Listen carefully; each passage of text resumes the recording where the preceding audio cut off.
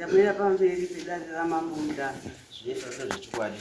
Zvese richataura ndezvechokwadi. Ndichabatwa nemhosva. Ndikanyepa ndichabatwa nemhosva. Mwari ari mubatsiri wangu. Inini ndiri mumhanga, ndakamhangarira murume wangu. Ndakaroorwa 1972 mumusha muina mbuya. Sezani wakanga afa 68.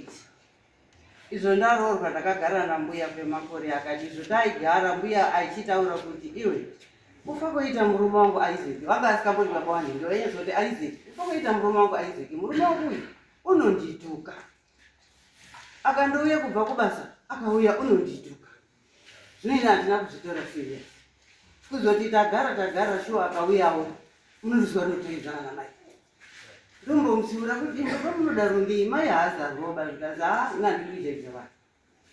Tagara kundoona ndiro upenyu. Tikati inini mumusha medu baba wangu angaenda wakati waini wana tanga tiri 12 asi hakuna kana wakambotaedzana namai inini kana namai kuri takagara zvakanaka. Munongoda rungei hazvizarwoba kutuka mai. Ndichimutsiura kuti vamwe munongodii munhu unotsiurika haana kutsiurika. Yepano mbuya uya wazokura waona kuti makore angu adini afamba. Kwakubva adaidza mwana wababa mnini wekumwe rumba. Ndokubva adaidza iye murume wangu. Zvikazi izwa tiri wangani muno mwana wababa mnini zvikazi tiri watatu. Zvikazi izwa izvo ndoda kutaurira. Mwana wangu uyu unondituka. Ndikafa handikuti mumba make. Ndiri kutaurira iwewe tiri watatu. Ndinenge ndiri mumba make. Tagara mbuya uya wazofa. Hama dzake naisi wakatotaura kuhama dzake kuti inini mukororo wangu waidini waindituka. Musi uya aikwa ndiye kwakuchira izvo zvikazi iwe uyange hama dzangu. Titoendoi titaura kuti waimutuka. Zvino tiri akati akana. Handisi kuzokuripai. Handina kumbotuka mai. Handina kana. Uyezve futi handina mari yepensheniya. Ndinozotambira mari mbuya wakafa pakati pemwedzi. Ndinozotambira mari kupera kwemwedzi. Wakati zvino kana waramba isusu hatisi kuzivikanwa. Zvikazi kana muzvigona ngadzokere kumochari. Ndozoti ndaane mari ndazoripa. Wakabva wati kahana. Munin'ina wacho pano ndiye wakazotobvisa mari kupa wana sekuru kuti munhu aonekwe iko. Zvino izvo tagara shuwa urwere inini naye manje kundoramba indori noisi. Unozikana kupenhalonga ngenoisi. Unozikana pamapurisa ngenoisi. Unozikana kwaDC. Izvo zvinhu zvitori nematsambo ndakamboti kaendende kotere protection kuti pamwe unodi unozvidzora. Unga ndakatoisa petrol. Unga ndakatodira petrol. Hapana rugare. Uyezve wana ndine wana vari kurwara. Mukomana wangu mukuru une nhikwi. Nhikwi iyi yagara makore. Kusvikira iye zvino ndofunga yakuma over 30 years. Mukomana mukuru. Mukomana mudiki unewo nhikwi yaane over 10 years. Zvino ndiri kufungira kuti pamwe ndiko kundoshungurudzwa kwaiita mai wake. Ndiyo nyaya yangu iyo mambodeda. Saka imi munoda kubatsirwa nekuramba kwari kuita kuti hana kutuka mai. Kuda kuti pano wanin'ina wacho waimbouya mukoma ngatifambe. Unobva abata matemo. Handidi kuzvizwa. Hama dzamai vacho dziripi? Hama dzamai vacho hapana dzauya. Dzaifanira kunge dziripo kuti dzizvizwireka kuti ndo pane nyaya. Because kana dzisipoka tiri kutaura nenyaya dzekuti kana tikabva munomu kowakata tisida kufamba. Inini zvonda ndiri kufunga semunhu kuti tifambeka wanzazi yacho izvo nemunin'ina wacho wakahamba kare mukoma ngatifambe kuti tiono chii chiri kunetsa. Unobva aita noizi isikamboiti kutodzingirira munun'una nehanzvadzi ngematemo. Tika zvino kana tikadaidza vana sekuru kana tikati ngatigare nenoizi yake iyoyi tingozotonyara pana ana sekuru.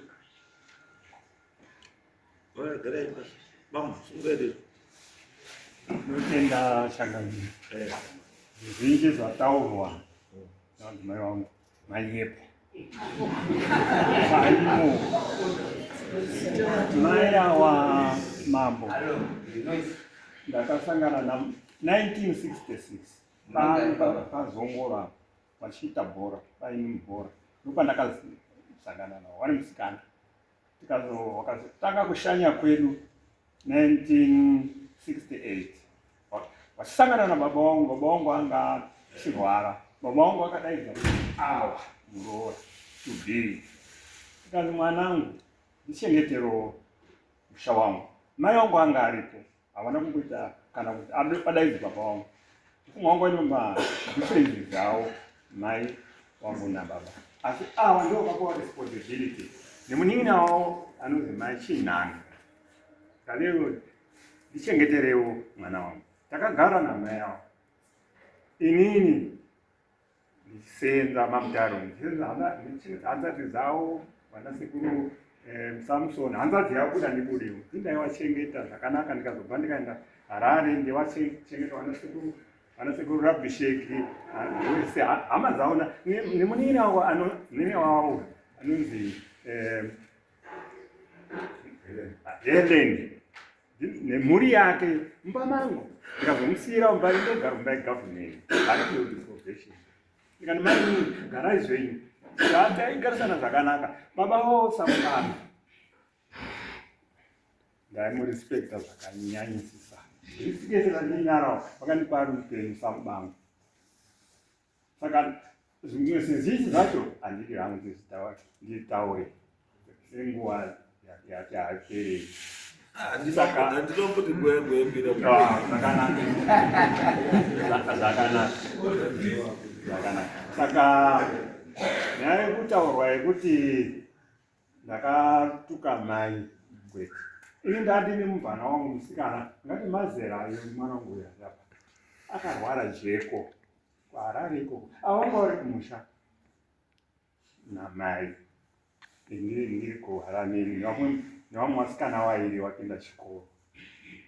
Saka mwana akarwara jeko itinda ndaiziva kuti ijeko iri baba kuramba mwana akada 3 days mwana achirwara baba ndikurwara kani. Ndikafonera pakusati kwaita mafoni ndikatumira soko kunani kunadzimai vangu ndikazi tiri kuuya sika ndakazoenda kwatukuta aripo vamwe anozisa tukuta vaigara pamusoro unogara pamusoro apo mwana wacho anga aine musika mbare iye ndakasvika ndikati nhasi ndatadzawo kurava mwana kurwara ndatokumbira superintendent wedu. Saka ndiri ofu nhasi yekuti ndirapise mwana wangu. Ndakapiwa mawiri maadresi mairi kuWaterfalls nekuGrenville. Ndopa ndakatora musikana wangu iye zvinezvi akatororwawo ane vana vakavaita ndokutora musikana wangu iyeyo. Saka nhamba iya Grenville takasvika paumbai vakunoka kupira mumaimo ndakaona mudzimai wechikuru akanga arimo mumaimo. Ndosvitaurawo reason yangu ndati hai gogo ndatambudzika mwana 3 days achingochema tikazi handizvirero ndikati handimbozivo. Tikasvika mai wacho ariko achirewa ndati amai wacho ari kumusha tirobva kwaMutare kwaTsonga. Tikazi mai wakabva wapinda mubedroom mavo wakabuda wapfeka juzi heti yavo yekubasa ravo angotumidza tikanzi ko apa ndiri kuona gogo apa vanopfeka uniform yechechi ndiani gogo vari musha menyu? Kati gogo watinawo ndimai wangu inini ndiwamupinda United Methodist Church achingoramba achibvunza kaza zvakanaka ibuda hako pani mumbamo wakasara vachishandira mubvana wangu iye ndozobva ndadaizwa mumba imomo kuti kaza muchimbomusiyai muzomutora mangwara kwakuza ndaenda zvangu kubasa kwangu. Saka after some days mwana uyo akaita zvakanaka ini noona ndozoendawo kumusha ndindoita feedback nemadzimai wangu. Ndakasvika zveshuwo wanga variko masei mwana anonzi Sara mwana iyo Sara uri sei? Ndikati Sara wandani tichitaura wese namai uri muramo wanga asipo uyu wandadziwa achazotanga ari kweri asi wandakaona ndimai newakomana ndikati sikadzi Mwari aripo ngaakuti musana wakutorwa watosimba kati hongu sikadzi ko ari chii yanga chii ndikati handizivi ndakutaura namai wangu ndikati asi chiremba uyo wakataura ndikati tiri kuona mudzimai wakura anopfeka uniform ndiye ane zvese izvozvo ndiri kutaurawo sezvandakataurirwa ikoko kana iriyo nyaya yekuti ndakatuka mai mambo very sorry asi handina kutuma izvo zvacho ndiro ndakataura relayed message yandanga ndauya nayo saka auyu munhu wangu one day akauya kumusha ini ndandirakara apa nemusikana basa aigara nagogo mai wedu uyu akasvika uyu asvika kumusha kuya wanga waripo nemusikana iyi utandarawo manheru up to about 8 o'clock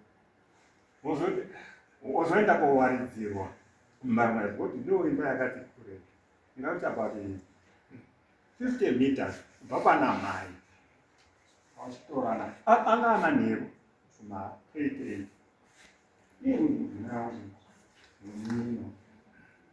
kazama kuwa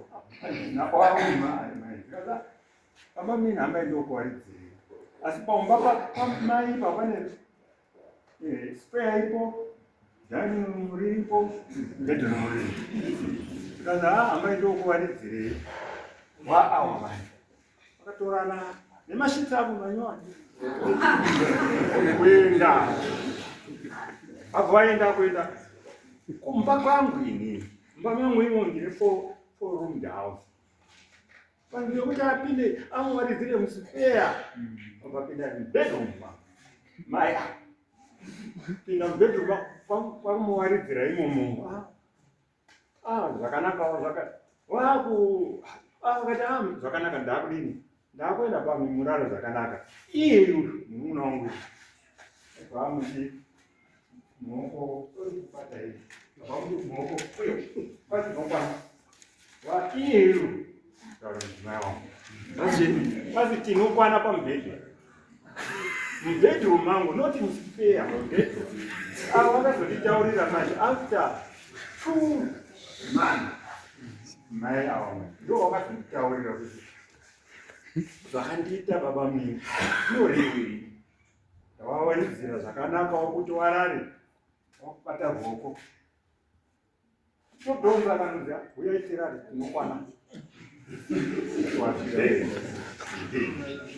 wakazonditaurira manje endaoni siyuriya maichengeterei nyaya kupera takanyatsovhunza tizwise chengeterei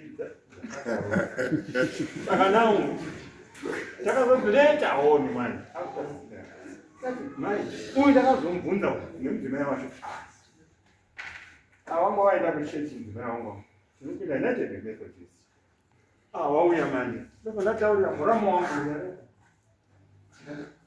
mai ndikutaurire pamwoyo pangu izvo zvakaitani munhu wangu mene kuti aita kuti ini kana akati rei tinokwana pamberi ipapo saka ndo nyaya yacho iripo yakanditi rwadze ava ndo tozovabvunza vamanje vari kuchechi avo takafona daidza mai avo takavadaidza vari kuchechi avo ngade mudzimai wavo ndikati mai nyaya iyi hazvire uye tibva tapedza nyaya ti amicability tipedze ure zvakanaka avo mai vaida ndichiri kuchechi kusvikira iye uyu mununa wangu mudzimai wake vakakwira havo bhazi wakadzokera ndo nyaya yacho handiri kuti ndipindure kana paine zvimwe zvavada kuti vatutsire ndiri pano mambo ndinotaurawo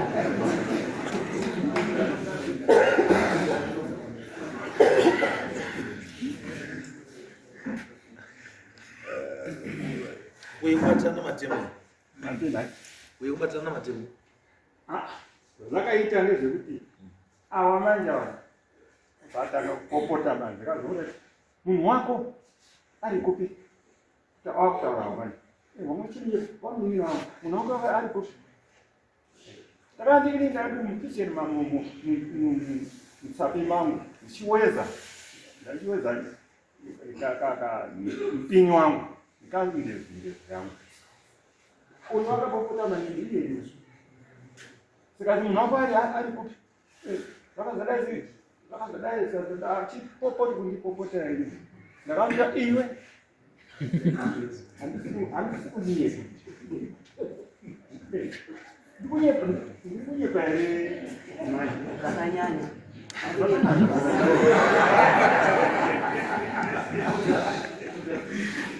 iyo nyaya yacho mumambo wangu kana paine chandakatadza Kuona nyari. Kana uri pasi, pane umwe uri pasi. Manori. pana mwana mukuru ari pano Gara ipasi. Simba sawa. Maybe I think ndio ngakutaurira magariro ekuti amaina baba. Dambudziko chachira. Because ngona mutaura nyaya yakaita how many years ago?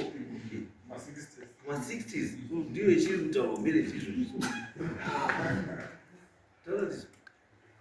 Azvita changano ndinonzi Kudzai Terence ndakazvarwa 1972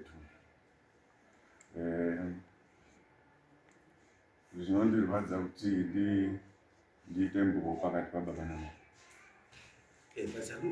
asi To me, zvinobatsira kuti une magariro ano maina wapachipinye kuisa chii because iwe ndiwe mwana you see these things every day. ya inini chaakundirwadza ndechekuti vanhu vari kutenderera asi ndikutaura kudai so ndakarasikirwa nemwana kutaura kudai so ndatanga munhikwi kuma 6 ari pandamuka and for the past 13 years wanga uchindiita daily ndararama nekuedza kubatsirikana nemapiritsi kuti zviite nani mu13 years imomo maitika zvakawanda zvaitika mu13 years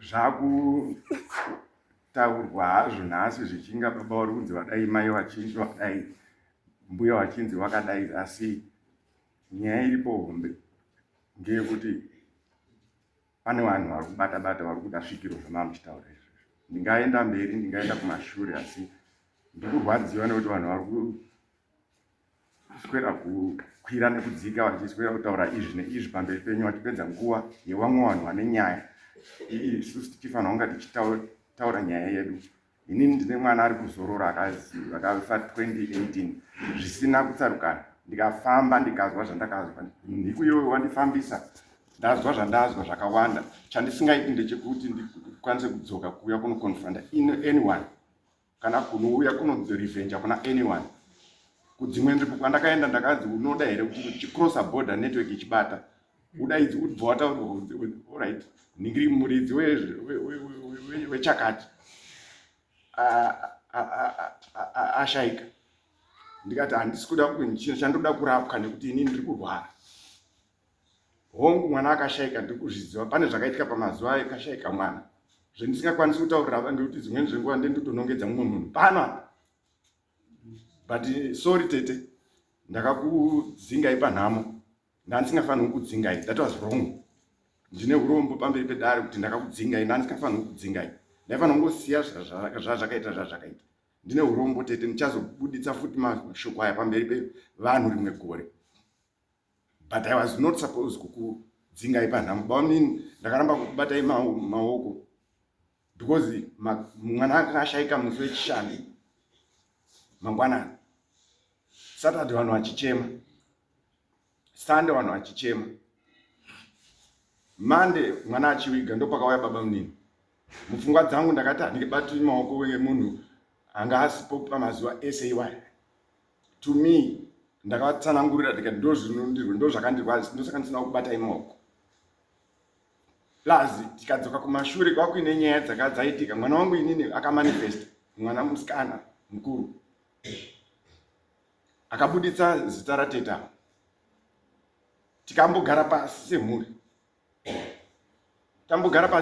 Nyaya yacho ikanzvengeredzwa. Inini ndakati handizvinzwisisi zvaitika. This is the first time kuchechi tinoenda tichizoti pane munhu amanifesta. Handisati ndamboenda koteerera nyaya kuti munhu ari kumanifesta achiti chiizvi chiendepi zvichidini. But mwana wangu inini akamanifesta achitaura kuti ndini Joyce. Joyce wacho ndiye tete warapa. Ndikazobvunza ndadaidza vana baba namai ndichivati uyai muti nzwirewo nyaya iri panapa. Mai nini vakauya.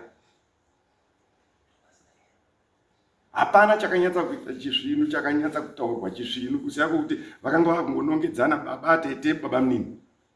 Kurasa nyaya yemwana yandiri kubvunza kuti zvii zviri mwana amanifesta kuchechi, saka zvii zvinorevei, tobatsirikana sei. Vakatuka mufundisi aitibatsira. Of course mufundisi handisi kureva kuti anga ari correct kana kuti anga ari wrong, but mufundisi akanzi out, he is not. Baba munini vanotipupurira vakataura kuti mufundisi ushu itsotsi, ariko mufundisi wacho haasi mupenyu. Iko zvinezvi tikataura nyaya dzambuya vakashayika. Baba wakabara vanhu vatatu ava. Ndinokutaura zvimwe zvezvinhu zvakawanda. Ndandisingazivi kuti mbuya wane zvavaiita. Chavaigona kutaura ngechekuti mbuya waigona kuti kana maenda kuHarare munanonamata, basi munanonamata, munanodini chini. But to an extent ndakazobhiliva kuti ndosaka vaitukwa nani nemwana wavo. And kana zviine zviri kutaurwa ndimhai nhasi kuti mai kana wakatukwa, of course zvinoita. Mbuya waitukwa because vanga vaine mabasa. Sorry, may your soul rest in peace, but vanga vaine mabasa. Nhasi uno vanga vaine mabasa avaiita. Kune vanoti pane vavakasiyira zvinhu zvavo izvozvo. Saka ndikuti tingapedza nguva tingadini, but chokwadi chine zviripo ngechekuti panoda kutsvagwa zvakaitika mazuva iwayo. Inini handambobvira ndambobhilivha kuti mbuya wangu wangaita izvozvo, but ndakazozvibhilivha ndakusvika munguva yekuti ndosaka vanga vasingadi kuti vana tiende kumapostori kana kun'anga. But inini handidi kunyeperai kana mukanzi nhasi uno ndiri mubvuyi ane bhandi, nhasi uno zvikanzi kuenda kun'anga ndinoenda. For your own information ndakariturika bhandi. For now handisi kuripfeka. It has been years. For as many reasons. And one of the reasons is handidi kuripfeka because ndinoziva kuti rine zvarinoreva. Zvandakautaura kuti hazviiti bai zvinezvi kuti ndimboripfeka, ndikumbofamba. And kufamba kwandiri kuita handisi kudzoka kumashure. Mazuva mashoma apfuura pana munhu osvika paguva pemwana pangu pakaiswa zvinhu kumusoro. Kuedza kutsipika. Mwana ari kutaura because pane zvakaitika pakuti mwana iye ashayike. Saka zvekudhonza nakwamba munini namai hatunyaya.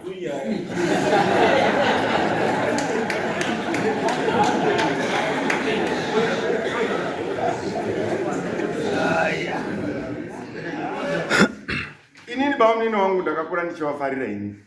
Ndichitovatora samukoma ndichitodini, ndo vakandiendesa kubhodhi. I cannot take that away. Avo baba vo ndo vakabhadhara school fees yangu from form 1, from grade or whatever, from everything he did. Ava mai avo ndo endifidha kubvira. Saka I cannot take away. Ava tata avo ndaiti ndikavhurumuswa namudhara ndaienda kuGlenview ndichinoponera kwani patete. Mazuva andaita mwana wangu wekutanga ari kuchata musi wa 30 August. Saka baba ibasa rake rekubvunza. Izvo zvanozviita. Hapana asingazvizivi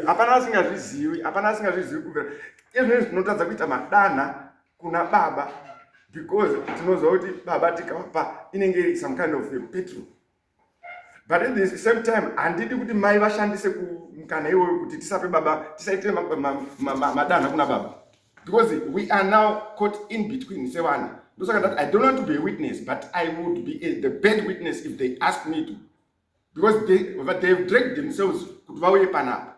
Kuti titaure zvinhu zvawachi uya achiti zvakati uya achiti zvakati, but taakuzvitaura nemuto kana zvichireva kuti zvakati hazvifaniri kutaurwa kuna mai kabva ndega ndinyarira zvababa. But both of them, I'm not saying kuti any one of them is clean. Neither am I saying they are dirty, but they should not drag them. Pane munhu ataura akati baba mai wako washinga kuunza nyaya kunoku wati kuti nyaya dziperere kwavhumburu. Saka yauya kunoku, okay fine. Yakwamuri mazvita.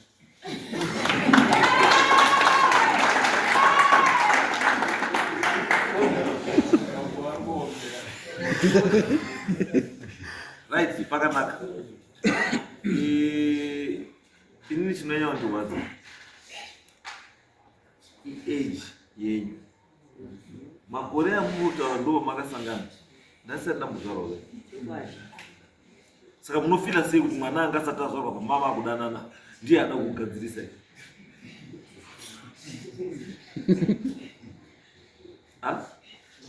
Munofila sei kuti pamakatanga kudanana nekuenda kushanya mwana wamuda kuti agadzirise iye anga asati atombogadzirwa, anga asati atombobarwa, asati atombozikana kuti chazouya. And ndinoita kakubatikana because I am expecting kuti by this time mune mukomana nezera hazvitosha musi mwana arikwanisa kunge ari age yangu kana kuti tosiyana mbija. Angamona kusiyana chii mbijana 0 na 10. angamona. So tadaro handiti zvinondirwadza manje kuti by this time munofanira kunga muri kuti muri kuenjoy life. Makagadzira kudhara zvinhu zvewana, wana uri kuchengeta vana vachenga vabereki wavo, wana uri kumugwisana navabereki wavo, vabereki vari kutamba nevazukuru. Makadai so wamufunga kuti mwana angakupai muzukuru muchengete ndiani kana kuti mutambe naye? Hakuna. Because mwana munhu wese anenge akufila kuti ndikaendesa mwana wangu ichaedha achatekwa advantage nambuya kana kuti nasekuru.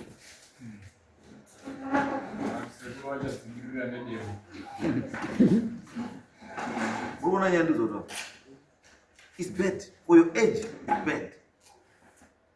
Inini ndikala mwine dambudziko mumusha anditi people should learn to sit down. Matambudziko oenda patable wanhu votaura nachokwadi zvogadziriswa nenziya zvinofanira kugadzirwa nazvo zvinhu zvofamba. Kana iri nyaya yekuti bambuka makashaishira mai wenyu, ripai mai wenyu, wana ugare zvakadii zvakanaka. Kana muri kunzi mai wenyu anga ine zvinhu zvake zvaangainazvo andizo zvamunoziva inini pari kunzi paneyo akasiyira muchii mumusha anditi ngazvigadziriswe zvinhu izvo zvokuti zvifambe zvakadii zvakanaka, wana mwana mumusha wagare zvakadii zvakanaka. Because ukazwa zvokutaura nemwana wako it means kuti once upon a time mumusha umwe mumbori nechipisi wanaiwirirana zvinhu zvaifadza, but all of a sudden zvinhu zvavo zvadii zvachinja.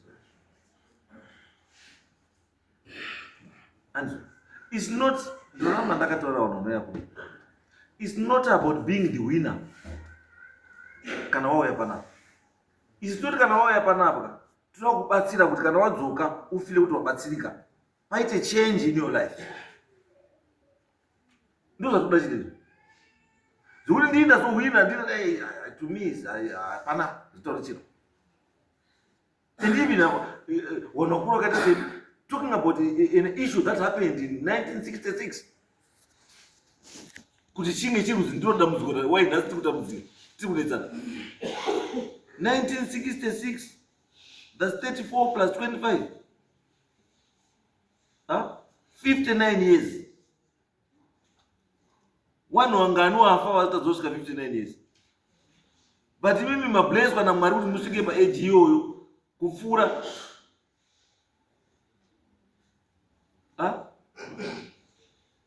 munoziva here mudhara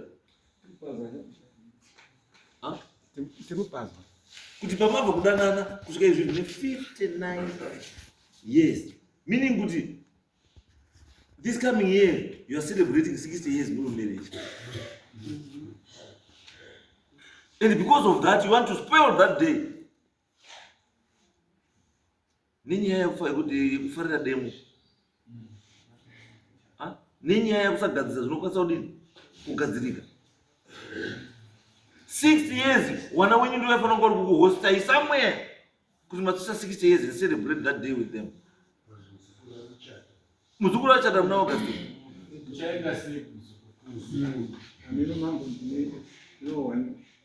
No, don't understand, mama. Because it's not about being correct. No, it's about finding a solution to your problems. Those are important.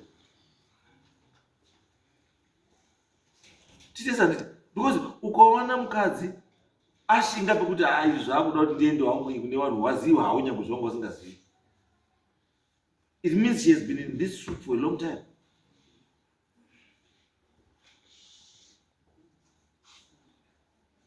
Zvekuti pambo kana mai wenyu aendesa zvakasiyana kutaurirai anditi kuti muite ona that there is no way you can try to dodge. Yes, you can try to dodge uchienda makadai, but at the end of the day, if it is not resolved, the issue yako na mai wenyu ndani hakuna,